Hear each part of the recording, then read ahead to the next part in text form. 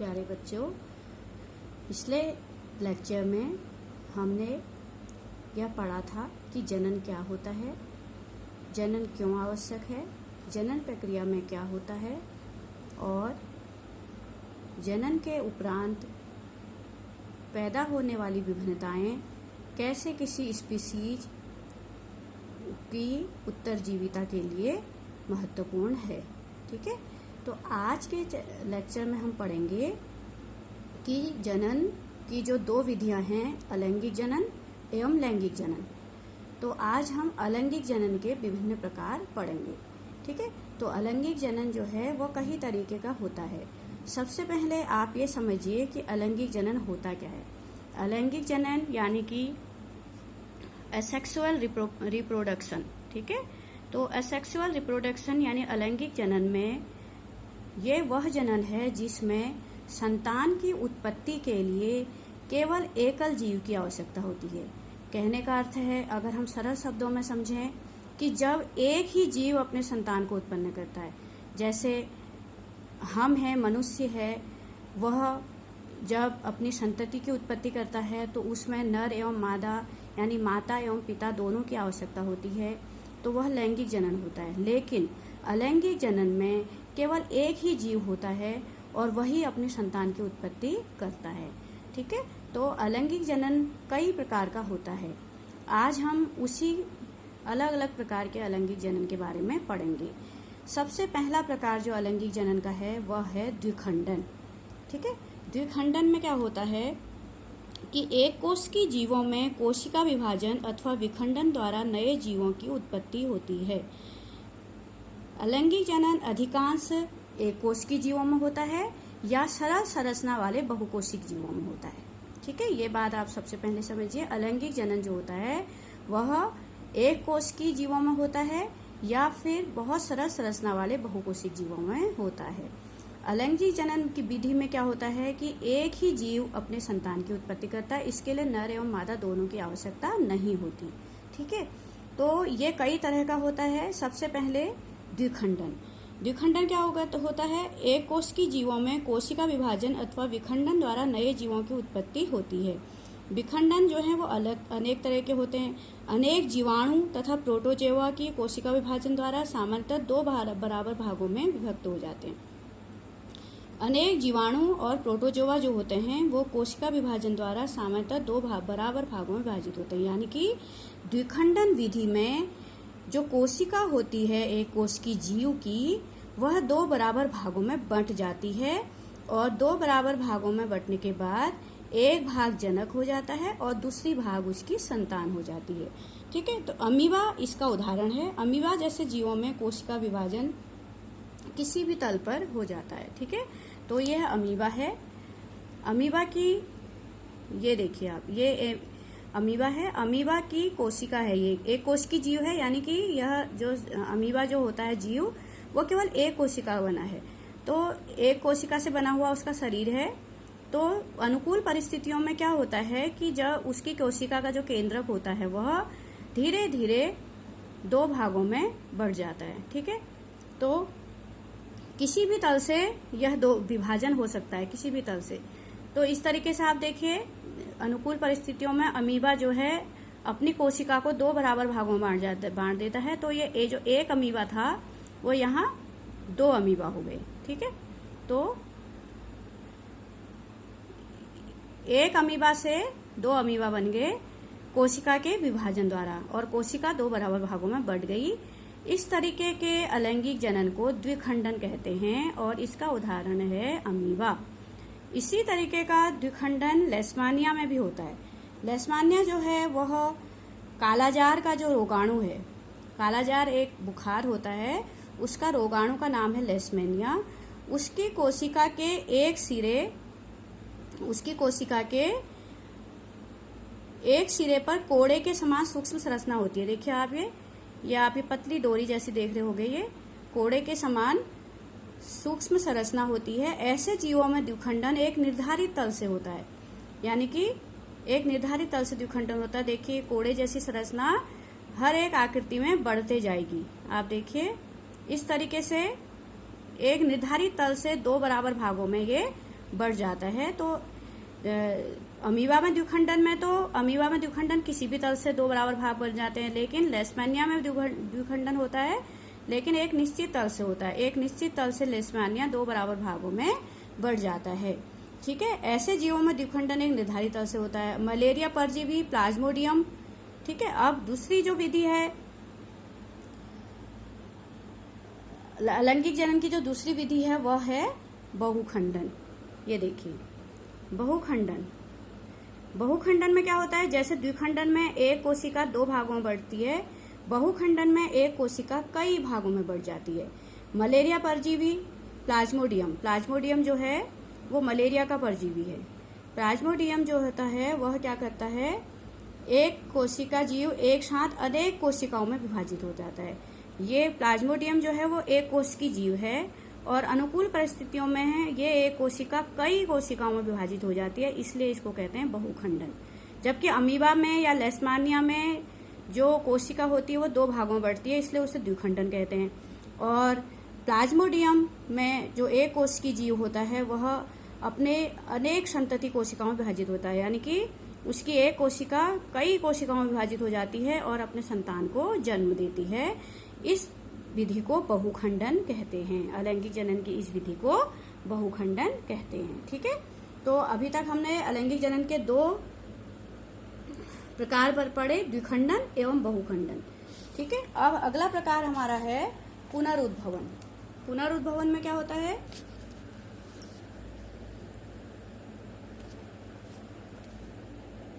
पुनरुद्भवन में देखिए पूर्णरूपेण विभेदित जीवों में अपने काई भाग से एक नए जीव के निर्माण की क्षमता होती है। अर्थात यदि किसी कारणवश कोई जीव का शरीर शतविक्षत हो जाता है, यानी टुकड़ों में टूट जाता है। पुनरुद्भवन जो होता है वह प्लेनेरिया में होता है। पुनरुद्भवन का उदाहरण है प्लेनेरिया। पुनरुद्भवन अलैंगिक जनन की एक विधि है। इस विधि में क्या होता है, जो जीव का शरीर होता है वह अगर किसी कारणवश टुकड़ों में टूट गया, माना उसका शरीर टुकड़ों में टूट गया, तो हर एक टुकड़ा एक नया प्लेनेरिया बना देता है। ठीक है, आप देखिए इसमें ये एक जीव है और किसी कारणवश इसका शरीर शतविक्षत हो गया, 3 टुकड़ों में बढ़ गया, तो तीनों टुकड़े एक नया प्लेनेरिया बना देंगे। तो इस विधि को हम पुनरुद्भवन कहते हैं।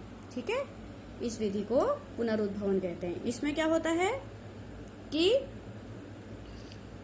यदि किसी कारणवश जीव शतविक्षत हो जाता है अथवा कुछ टुकड़ों में टूट जाता है, तो इसके अनेक टुकड़े वृद्धि कर नए जीव में विकसित हो जाते हैं। तो जितने भी टुकड़े इसके शरीर के हुए हैं वो सब नए उसमें नया जीव बना देते हैं। उदाहरण हाइड्रा तथा प्लेनेरिया। ऐसे जीव सरल प्राणियों को यदि टुकड़ों में काट दिया जाए तो प्रत्येक टुकड़ा विकसित होकर पूर्ण जीव का निर्माण कर देता है।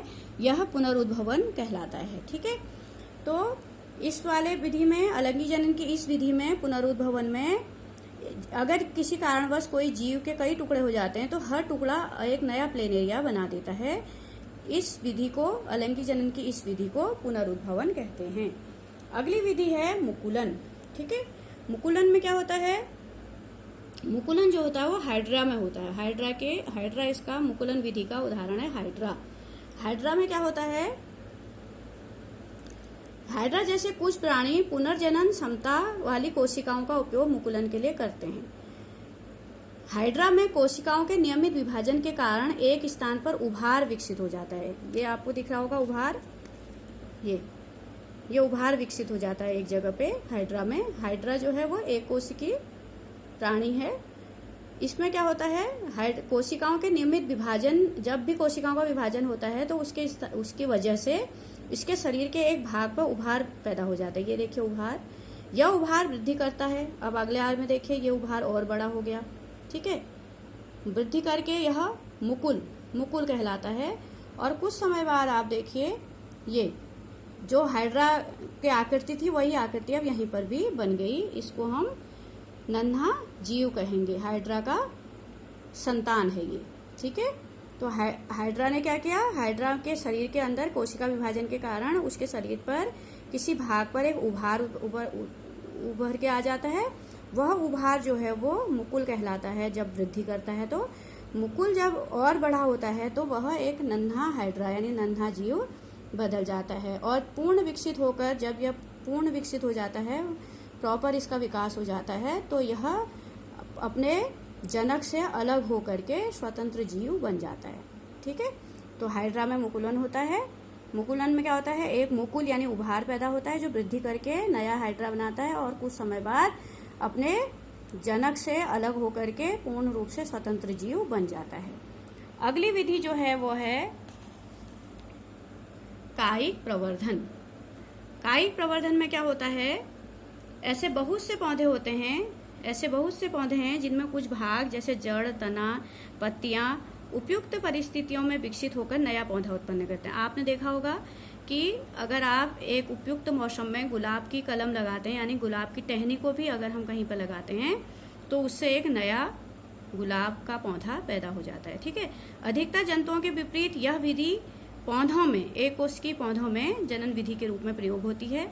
इसमें कायिक प्रवर्धन करने के कई तरीके हैं, जैसे परतन, कलम लगाना, रोपण जैसी कायिक प्रवर्धन की तकनीक का उपयोग कृषि में भी किया जाता है। गन्ने में कलम लगती है, गुलाब में, अंगूर में। ठीक है, तो ये उसके उदाहरण हैं।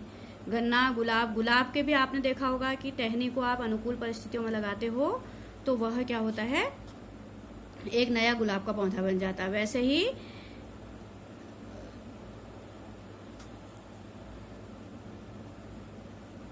गुलाब में, गन्ने में, अंगूर में एक कायिक प्रवर्धन विधि का प्रयोग किया जाता है। कायिक प्रवर्धन का विधि का प्रयोग में हमें बीज बोने की जरूरत नहीं होती है। ठीक है, तो यह केला, संतरा, गुलाब, चमेली जैसे उन पौधों को उगाने के लिए उपयोगी है जो बीज उत्पन्न करने की क्षमता खो चुके हैं। यानी कि अगर किसी पौधे में बीज उत्पन्न करने की क्षमता नहीं है तो ऐसे पौधे की हम कलम लगा के, दाब लगा के, परतन लग के, रोपण करके हम एक नया पौधा पैदा कर सकते हैं। तो कायिक प्रवर्धन का ये एक लाभ है कि जो पौधे बीज उत्पन्न नहीं कर सकते उन पौधों को भी उन पौधों से दूसरा पौधा उत्पन्न करने का एक तरीका है। ठीक है, और दूसरा लाभ यह भी है कि इस प्रकार उत्पन्न सभी पौधे आनुवांशिक रूप से अपने जनक पौधे के समान होते हैं। ठीक है, इस प्रकार जो उत्पन्न पौधे होते हैं वह पूरी तरह से अपने जनक, यानी कि जिससे हमने, जैसे गुलाब का अगर हमने टहनी लगा रखी है तो वह पूरी तरीके से उसी गुलाब की तरह होगी जिसकी टहनी हमने तोड़ी है, यानी कि जनक पौधे के समान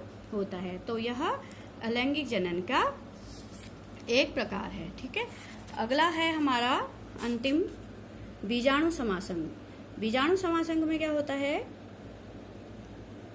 बीजाणु समासंग में क्या होता है, जैसे आपने ब्रेड को गीला करा और फिर उसको किसी अंधेरी स्थान पर रख दिया तो आप देखते हो कि कुछ समय के बाद उसमें रोए पैदा हो जाते हैं। ठीक है, ब्रेड में, तो ब्रेड को अगर आप गीला करके उसको अंधेरे और नम जगह पर रख दो तो कुछ समय बाद आप उसमें रोए देखोगे। अनेक सरल बहुकोशिकीय जीवों में भी विशिष्ट जरल संरचना पाई जाती हैं। ब्रेड पर धागे के समान कुछ संरचनाएं विकसित होती हैं। यह राइजोपस का कवक जाल है। यह जनन के भाग नहीं है परंतु ऊर्ध्व तंतु पर सूक्ष्म गुच्छ संरचनाएं जनन में भाग लेती हैं।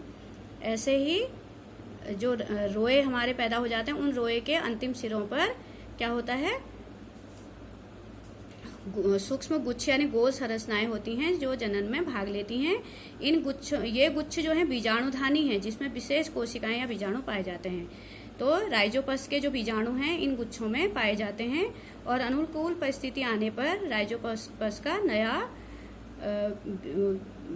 जीव पैदा कर देते हैं। ठीक है, तो ये जनन कोशिकाएं ये क्या करते हैं, ये बीजाणु वृद्धि करके राइजोपस के नए जीव उत्पन्न करते हैं। बीजाणु की चारों ओर एक मोटी भित्ति होती है जो प्रतिकूल परिस्थितियों में उसकी रक्षा करती है और नम सतह के संपर्क में आने पर वह वृद्धि करने लग जाता है। ठीक है, तो यह बीजाणु समासंग होता है राइजोपस में।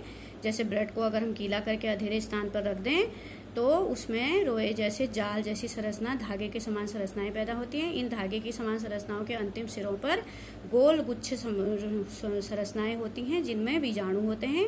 अनुकूल परिस्थितियों में आने पर ये बीजाणु फट करके क्या करते हैं, नया राइजोपस जीव उत्पन्न करते हैं। तो इस अलैंगिक जनन की इस विधि को हम बीजाणु समासंग कहते हैं। इस प्रकार आज हमने अलैंगिक जनन की जितनी भी विधियां पढ़ी हैं उनको मैं एक बार और आपके सामने रिपीट करती हूँ।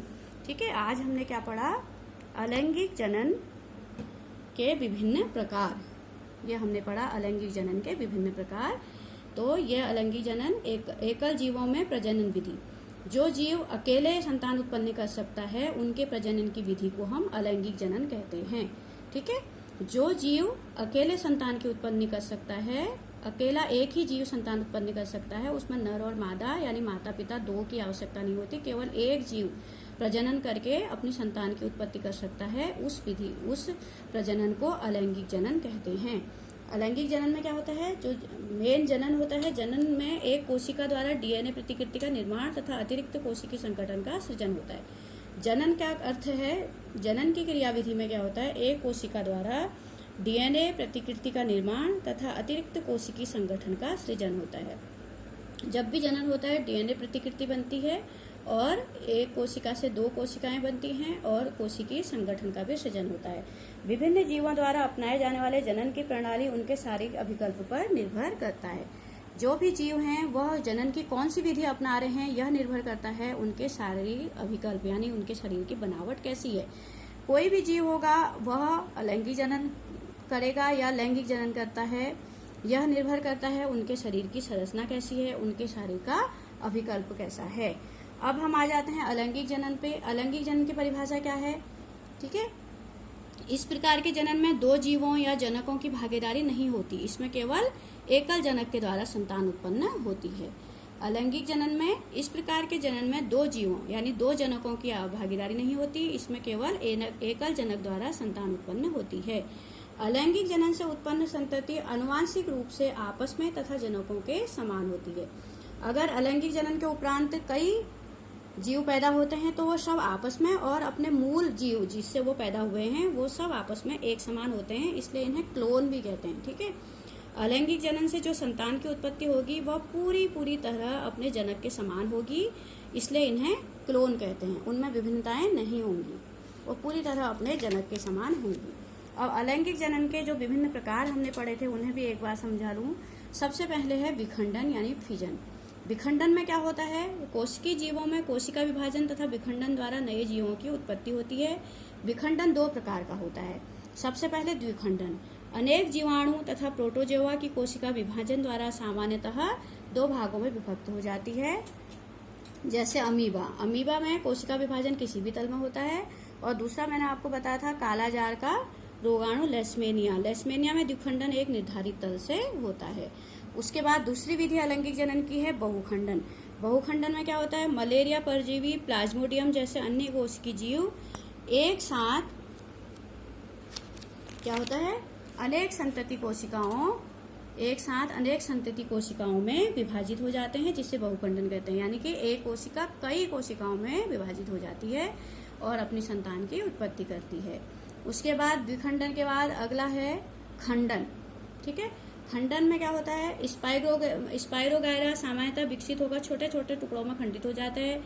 यह टुकड़े अथवा खंड वृद्धि कर नए जीव में विकसित हो जाते हैं। ठीक है, तो खंडन में क्या होता है, जैसे स्पाइरोगायरा एक जीव है, वो छोटे छोटे टुकड़ों में खंडित हो जाता है और जब ये टुकड़े जो होते हैं वृद्धि करते हैं तो एक नए जीव की उत्पत्ति करते हैं। यह विधि सरल संरचना वाले बहुकोषीय जीवों के जनन की सरल विधि है। यह विधि कहाँ है, सरल संरचना वाले बहुकोषीय जीवों के जनन की विधि है खंडन। ठीक है, और खंडन का उदाहरण क्या है, स्पाइरोगायरा। यह क्या होता है, विकसित होकर छोटे छोटे टुकड़ों में खंडित हो जाता है और ये टुकड़े वृद्धि करके एक नए जीव में विकसित हो जाते हैं। तो यह खंडन जो है वह अलैंगिक जनन का एक प्रकार है। अगला जो प्रकार है जो मैंने तुम्हें बताया था वह है पुनरुद्भवन। पुनरुद्भवन में क्या होता है, पूर्ण रूपेण विभेदित जीवों में अपने कायिक भाग से नए जीव के निर्माण की क्षमता होती है। यानी कोई जीव अगर पूरी तरह सदविकसित हो जाए, कई टुकड़े उसके शरीर के हो जाएं, तो वह हर भाग से एक नए जीव का निर्माण कर सकता है। पूर्ण रूपेण विभेदित जीवों में अपने कायिक भाग से नए जीव के निर्माण की क्षमता होती है। यदि किसी कारण वह जीव शरीर सदविकसित हो जाता है अथवा कुछ टुकड़ों में टूट जाता है, यदि किसी कारण वह जीव का शरीर सदविकसित हो जाता है यानी कि नष्ट हो जाता है और कुछ टुकड़ों में टूट जाता है, तो इसके अनेक टुकड़े वृद्धि करके नए जीव में विकसित हो जाते हैं। ठीक है, जैसे मैंने आपको बुक से भी समझाया। उदाहरण हाइड्रा तथा प्लेनेरिया। ये जीव सरल प्राणियों को यदि कई टुकड़ों में काट दिया जाए तो हाइड्रा और पेलिनिया जैसे जीवों को, ये सरल प्राणी हैं, इनको यदि कई टुकड़ों में काट दिया जाए तो प्रत्येक टुकड़ा विकसित होकर पूर्ण जीव का निर्माण कर देता है। यह विधि क्या कहलाती है? पुनरुद्भवन। ठीक है, अलैंगिक जनन की पुनरुद्भवन विधि कहलाती है। इसमें जीव का शरीर कई टुकड़ों में कट जाए तो हर टुकड़ा एक नए जीव वृद्धि करके एक नए जीव के रूप में विकसित हो जाता है। ठीक है, अगली विधि है मुकुलन। अलैंगिक जनन की यह विधि भी मैंने आपको बताई थी। यह किसमें होती है? हाइड्रा जैसे कुछ प्राणी पुनर्जनन की क्षमता वाली कोशिकाओं का उपयोग मुकुलन के लिए करते हैं। हाइड्रा जैसे कुछ प्राणी पुनर्जनन की क्षमता वाली कोशिकाओं का उपयोग मुकुलन के लिए करते हैं। हाइड्रा में कोशिकाओं के नियमित विभाजन के कारण एक स्थान पर उभार विकसित हो जाता है। जैसे कि मैंने आपको चित्र में बताया था, हाइड्रा में कोशिकाओं के नियमित विभाजन के कारण एक स्थान पर उभार विकसित हो जाता है। यह उभार या मुकुल वृद्धि करता हुआ नन्हे जीव में बदल जाता है और पूर्ण रूप से विकसित होकर, ठीक है, नन्हे जीव में बदलने के बाद जब यह पूर्ण रूप से विकसित हो जाता है तो अपने जनक से अलग होकर स्वतंत्र जीव बन जाता है। उसके बाद अगली विधि है कायिक प्रवर्धन। ऐसे बहुत से पौधे हैं जिसमें कुछ भाग जैसे जड़, तना तथा पत्तियां उपयुक्त परिस्थितियों में विकसित होकर नया पौधा उत्पन्न करती हैं। एकल पौधे जनन की इस विधि का उपयोग करते हैं। इस विधि का उपयोग एकल पौधों यानी कि जो सिंगल पेरेंट यानी कि एक ही एकल पौधा अलैंगिक जनन विधि में इस विधि का प्रयोग करता है। इस विधि के कई नाम हैं, जैसे पर्तन, कलम, रोपण। ठीक है, जैसे कायिक प्रवर्धन की तकनीक का उपयोग कृषि में भी किया जाता है। कायिक प्रवर्धन विधि का उपयोग करने वाले पौधों के उदाहरण हैं गन्ना, गुलाब, अंगूर, संतरा, चमेली। यह पद्धति बीज उत्पन्न करने की क्षमता खो चुके पौधों को उगाने के लिए उपयोगी है। जैसे मैंने पहले भी बताया था, यह पद्धति वहां भी उपयोगी है जहां पर कोई पौधा बीज उत्पन्न करने की क्षमता खो चुका हो और हमें उसी के जैसा दूसरा पौधा चाहिए, तो हम कायिक प्रवर्धन विधि द्वारा दूसरा पौधा उगा सकते हैं। और साथ में कायिक प्रवर्धन विधि का दूसरा लाभ यह है कि इस प्रकार उत्पन्न सभी पौधे आनुवांशिक रूप से अपने जनक के पौधे के समान होते हैं। ठीक है, इसी प्रकार ब्रायोफिलम की पत्तियों की कोर पर कुछ कलिकाएं विकसित होकर मृदा में गिर जाती हैं और नए पौधों में विकसित हो जाती हैं। जो ब्रायोफिलम होता है, एक पत्तियां होती हैं ब्रायोफिलम, उसकी एक पौधा है ब्रायोफिलम, उसकी पत्तियों के कोर पर कुछ कलिकाएं विकसित होकर मृदा में गिर जाती हैं और नए पौधे को विकसित करती हैं। ठीक है, तो कायिक प्रवर्धन की विधि कहाँ पर यूज होती है? ब्रायोफिलम में भी। ब्रायोफिलम में क्या होता है कि यह पत्तियों के, ब्रायोफिलम एक पौधा है, उसके पत्तियों के किनारों पर कुछ कलिकाएं विकसित हो जाती हैं। इस तरीके से ये कलिकाएं विकसित हो जाती हैं और फिर ये मिट्टी में गिर जाती हैं। मिट्टी में गिरने के बाद क्या होगा? नए पौधे में विकसित हो जाती हैं। तो इसको भी हम कायिक प्रवर्धन की एक विधि कहेंगे। ये ब्रायोफिलम एक पौधा है, उसकी पत्ती है, उसकी पत्तियों के किनारों पर कुछ कलिकाएं विकसित हो जाती हैं और कुछ समय बाद यह जमीन में गिर जाती हैं और जमीन में गिरने के बाद यह नए ब्रायोफिलम का पौधा उत्पन्न कर देती हैं। अलैंगिक जनन की जो अंतिम विधि है वह है बीजाणु समासंग। बीजाणु समासंग में क्या होता है? अनेक सरल बहुकोशिकीय जीवों में विशिष्ट जनन संरचनाएं पाई जाती हैं। यदि हम ब्रेड के एक टुकड़े को जल में भिगोकर ठंडे, नम तथा अंधेरे स्थान पर रखें, जैसे कि मैंने अभी आपको बताया था, यदि हम ब्रेड को ठंडे, नम पहले पानी में भिगा लें, उसके बाद ठंडे, नम और अंधेरे स्थान पर रखें, तो ब्रेड पर धागे के समान कुछ संरचनाएं विकसित हो जाती हैं। जैसे आजकल बरसात के दिन है, तो आजकल आप देखोगे कि रोटी को भी अगर आप किसी नम, ठंडे और अंधेरे जगह पर रख दो तो उसमें बहुत सारे रोए उत्पन्न हो जाते हैं।